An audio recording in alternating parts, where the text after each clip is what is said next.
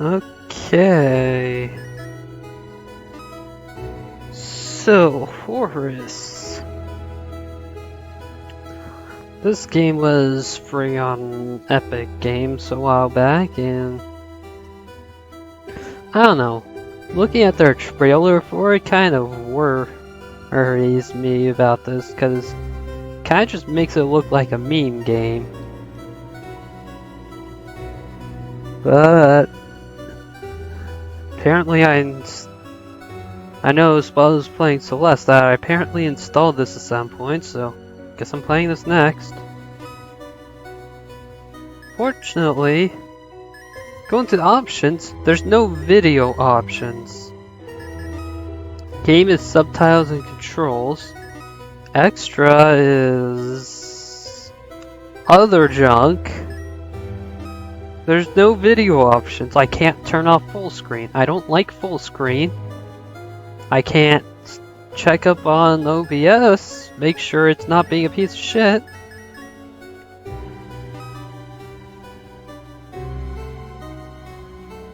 Seriously.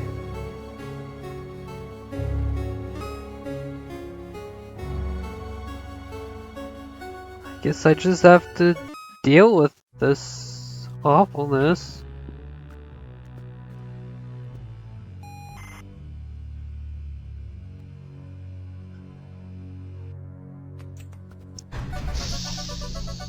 So Horace Man 2.0, I believe is what it said.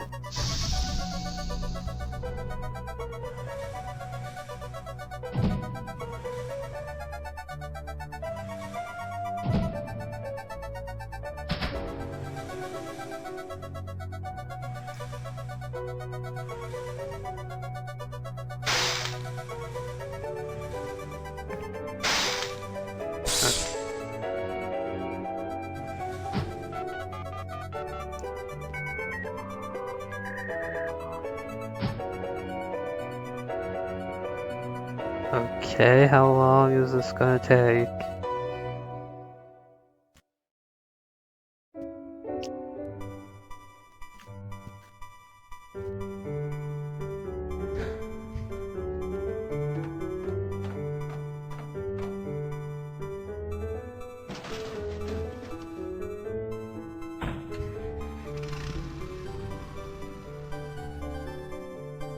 So wait, why did they turn him on before shipping him?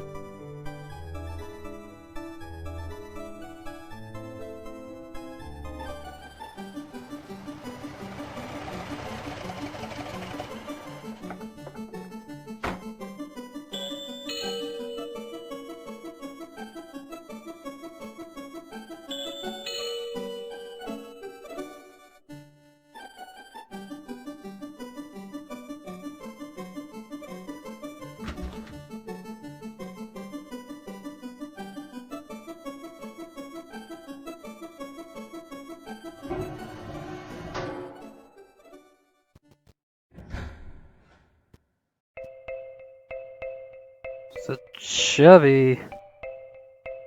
Oh.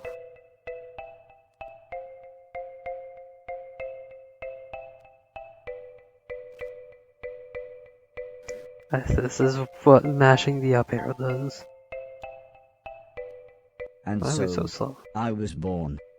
The first people I remember seeing were the old man, the old lady, and their daughter, Heather. After they'd said hello, the old man powered me down so he could install some software. I could tell they were nice people. The old man didn't give me a silly voice or stupid personality. And the old lady didn't dress me like a clown.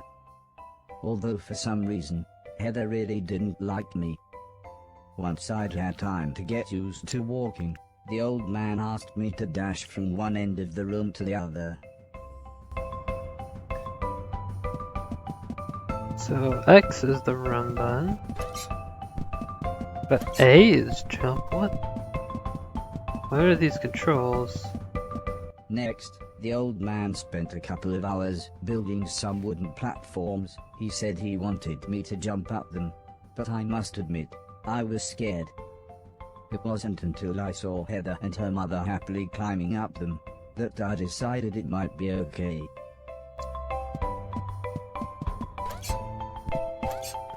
Ooh, platforming.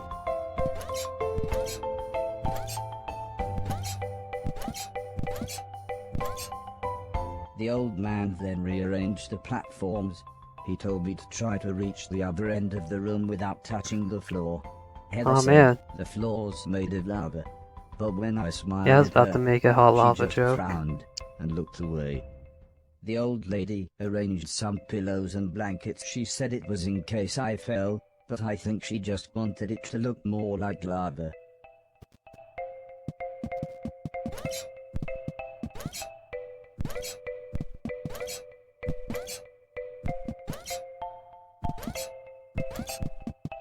When I reached the other side, the old man just smiled and said, "That'll do, for now." Again, be bold and venture to be wise. Quintus Horatius Flaccus. Chapter 1, Learning to Walk.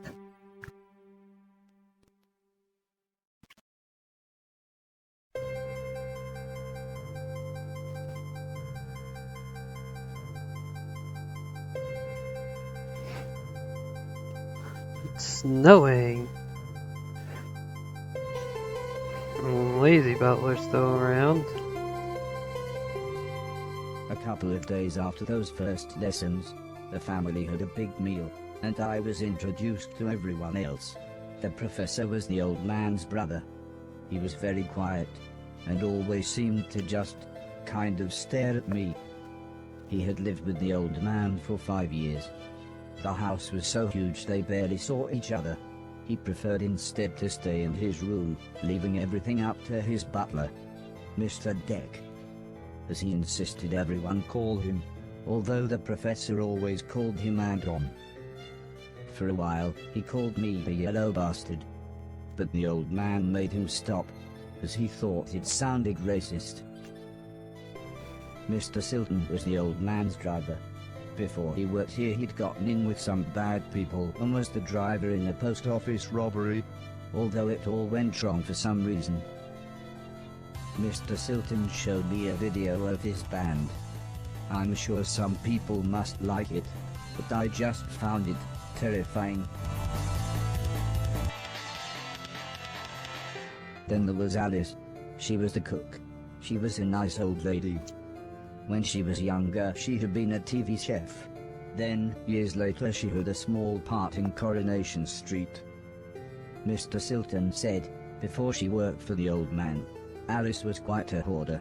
She kept old newspapers and bicycles, and something about a poo in a shoebox. The next morning, the old man gathered everyone together to show them what I was capable of. "What else does he do?" asked Mr. Silton. The old man smiled. "He can help around the house." "Could he help me with my newspaper collecting?" asked Alice. "I'm not sure that's a good idea," said the old lady, "but he can do all sorts of jobs." "Yeah," said Mr. Silton, "shove a stick up his ass and he can do Deck's job."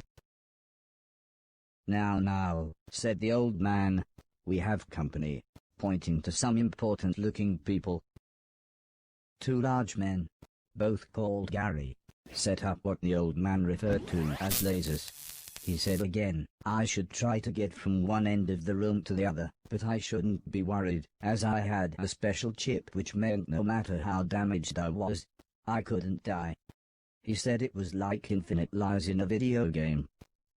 But when he realized I didn't understand, he said he would explain another time. Alright. Now we've got lasers. Oh. I panicked and just took the laser.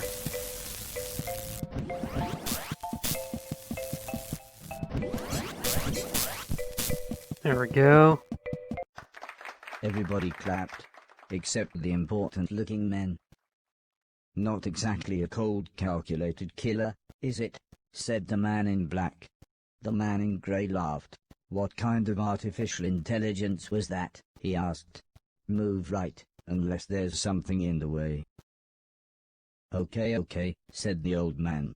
He turned to me and whispered, they're going to make it quite a bit tougher, but I'm sure you'll be fine.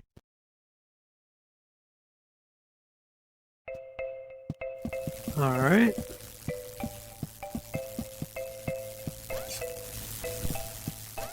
Nope, can't go up there.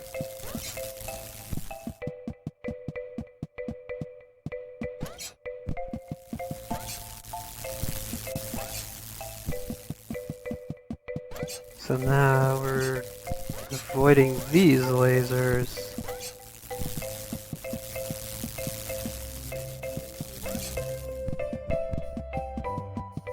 That wasn't too bad. The garage then rearranged the room one last time. The old man smiled. Now, there's no need to look so glum, he said. I'm still happy with everything you've done today. So this time, I was determined to do him proud.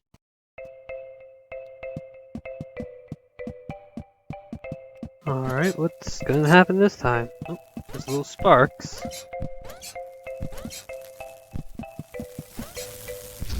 What?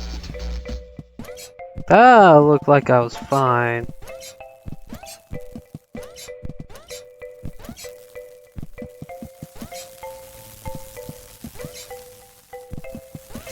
Oh, nope. There we go.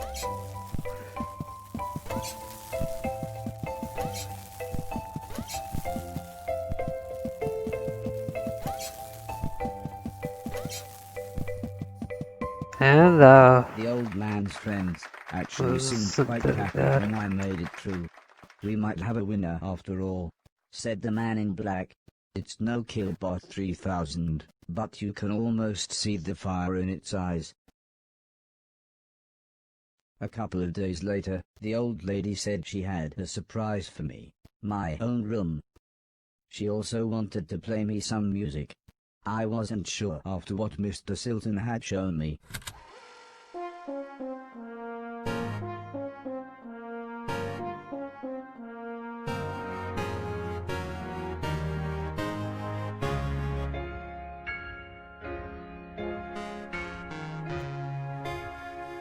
As if music wasn't amazing enough, the old lady then bought me a television set.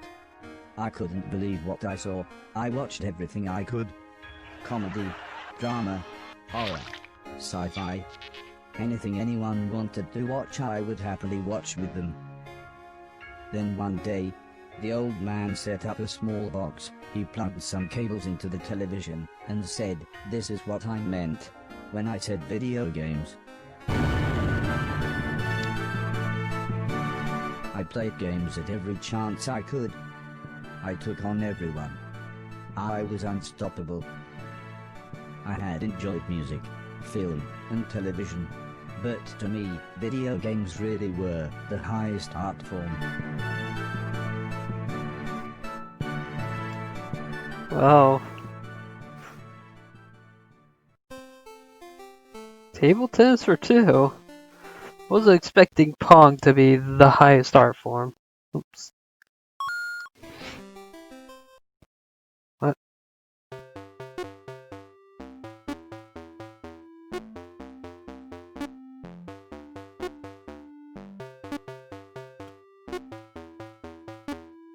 How do I manipulate this tennis ball? Oops. I feel like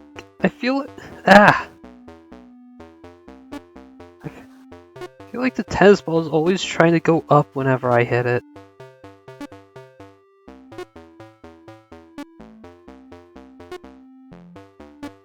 Yeah, no matter what I do, it always seems to go up.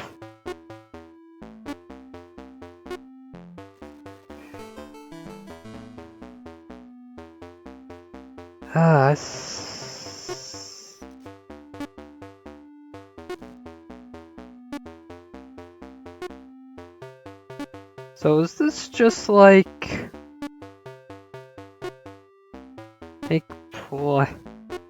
just keep going till the AI decides to not work correctly anymore? I guess so.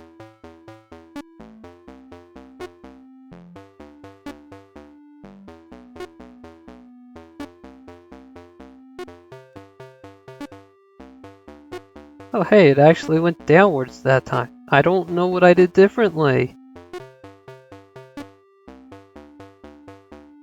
Yeah, this really is just go until the AI decides to not work.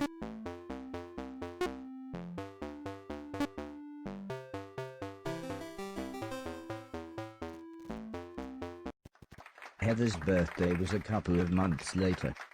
Her mum and dad had bought her a camera and arranged a day out by the sea so that Heather could take some photos, although I really don't think she wanted any pictures of me. When the old man asked the professor if he wanted to go, he frowned and said, "I can't believe you want to spend time with that thing. Well, It everyone could hates destroy the on the world." robot. I wasn't sure what he meant, but the old man just smiled and said, "That's what you said about the Game Boy. Anton, how about you?" "I don't think so," said Mr. Deck. "The last time I got in that car, Barry crashed us into a branch of Woolworths. I never would have gone into Woolworths of my own accord." The old man explained that the car was old and the brakes had failed, but Mr. Deck was having none of it. So Mr. Silton drove, and Alice came along for the fresh air.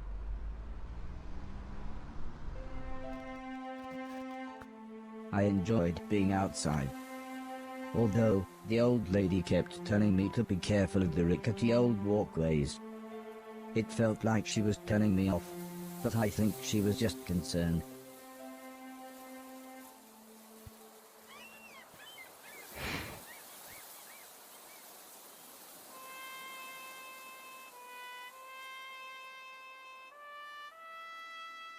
As the old man and I stood on the cliff tops, I could see something in the distance. I wasn't sure what it was, so I asked the old man. He said it was a battleship that had sunk in the 1940s. I was thinking it looked like a But crash he looked ship. so sad when he spoke about war.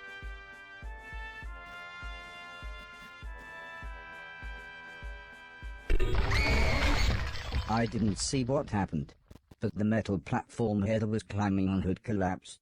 She was safe, even if the rocks she was on looked very dangerous. The tide was rising, and we didn't know how long the Coast Guard was going to be, so I offered to climb down and get her. The old man agreed, but said I should be careful, as Heather doesn't have infinite lives, like I do. Alright. Oh, those all collapsed.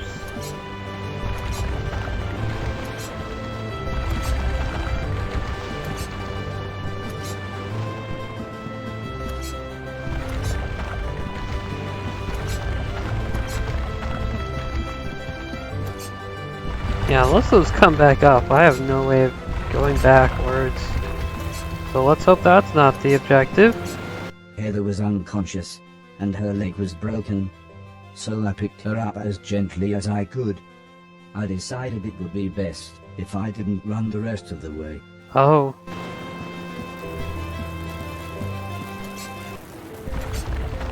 I gotta walk, huh?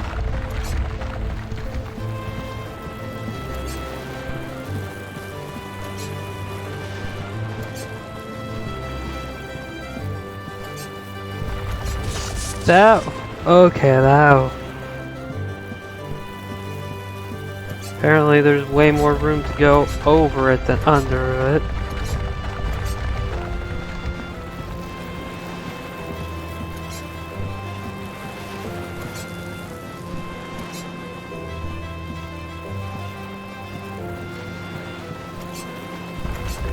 There we go.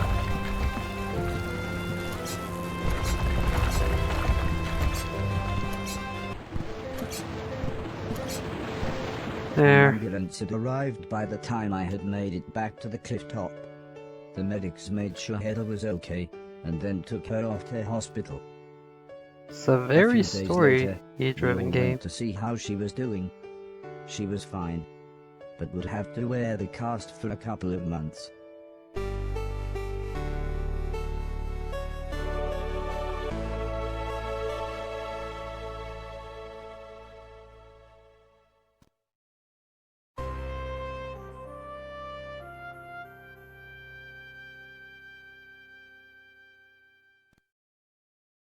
So, looks like that made big headlines.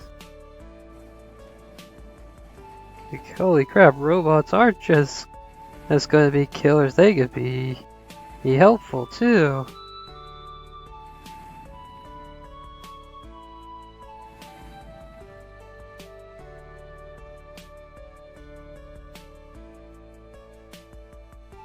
Once Heather got to know me, we became good friends. We enjoyed the same films and TV. She was also annoyingly good at some of my favorite games. After a while, she became very interested in how I worked. Soon she knew as much about me as the old man did, if not more.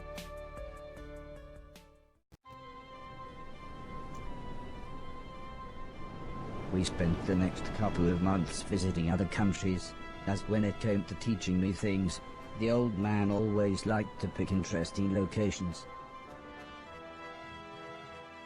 He had explained the basics of mathematics to me at the Great Pyramid of Egypt. Taught me history in the dead of night, surrounded by mysterious giant stones. And even showed me science in action high up in a hot air balloon. This is why I was surprised when the old man took me to a restaurant. It was nice, but it seemed very somber compared to the previous grand locations. He said he just wanted to chat, and this was nice and quiet. Plus it was his favorite place to eat. We talked about life, the universe, Douglas Adams, everything really. Side note. When I asked him why were we here, why did we exist, he just smiled and said, life is like a game, just don't expect to be I finished can't anytime think soon. of Douglas, who When I Douglas looked Adams puzzled, is he off the said, top of my head. well, everyone should have a purpose. So I asked him, what's my purpose? He thought for a bit, then said, so you want to be a real boy? Which just confused me even more. Eventually the old man said, for now, I want you to help clean things around the house. I must have looked unimpressed, as he then said, okay, I want you to clean 1,000,000 things. It didn't sound like the meaning of life, but I suppose you've got to start somewhere. Man can't have everything, where would he put it? Terrence Allen's by Killigan. Chapter 2, Learning My Purpose. The next day, the old man said he wanted to install some more software, so he powered me down. When I came to, he said Mr. Silton had a joke for me, and that I should pull his finger. I don't think I got the joke. So the old man powered me down again. This time when I pulled Mr. Silton's finger, I got the joke. But it wasn't very funny. The old man then explained that he had installed a special chip which allowed me to clean away anything that was broken.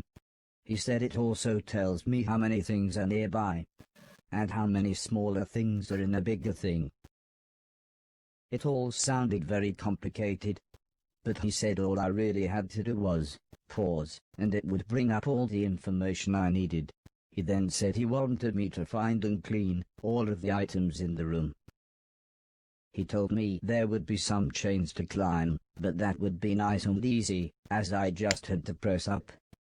He then finished by saying, when I had collected all the items, I should come back here. Huh. 135 junk here.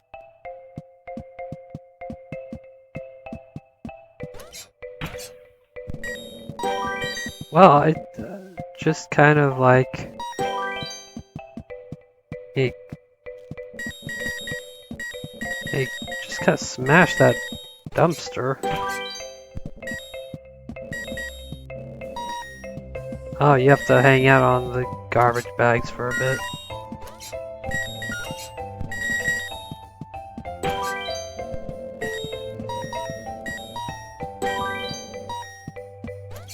$500 junk collected.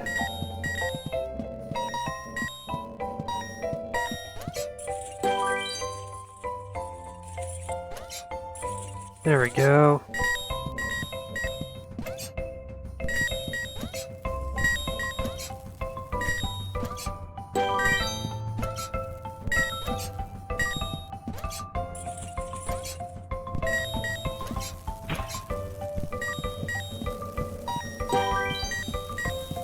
$1,000 junk collect. I thought there was only like 335 around here. How did we pick up that car?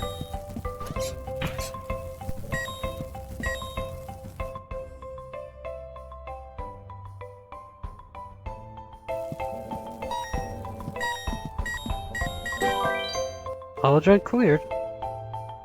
Okay, I guess some objects count as... Okay, down grabs chains as well. I guess some objects count as multiple junk. But when it says how much junk is nearby, it's only telling you, like, the number of items. He was worried that Alice had been hoarding again. She had filled up a small barn with old bicycles and newspapers. Heather said, "This would be a perfect chance to properly test my new powers."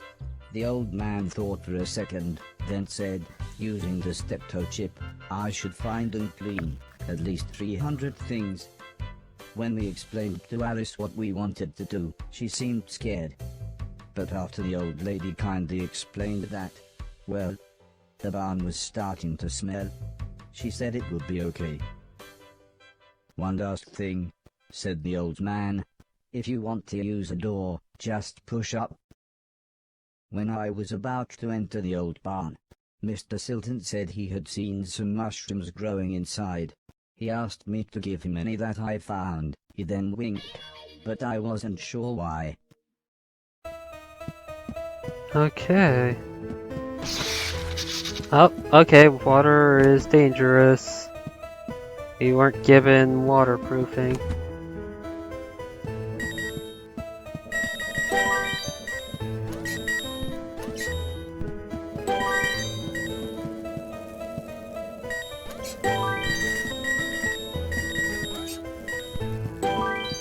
Okay, how do I go up there? How?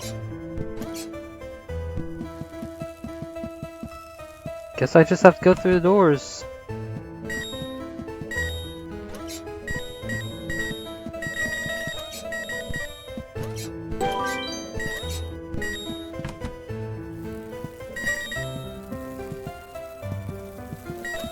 Alright.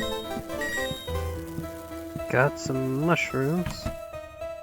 So this door. Seriously, we've got a lot of old bicycles.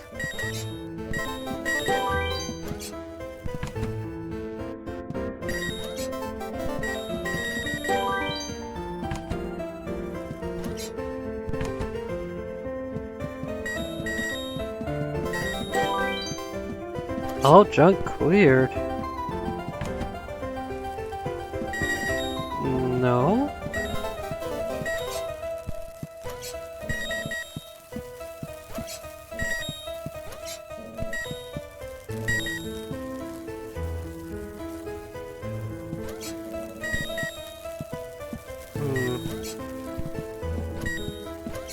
There we go. Shit. Oh, but I kept all the junk I picked up. All junk cleared again. What?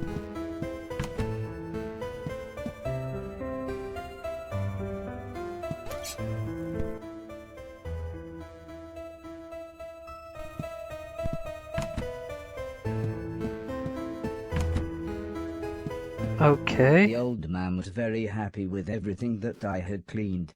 But I think Mr. Silton was even more happy with his mushrooms.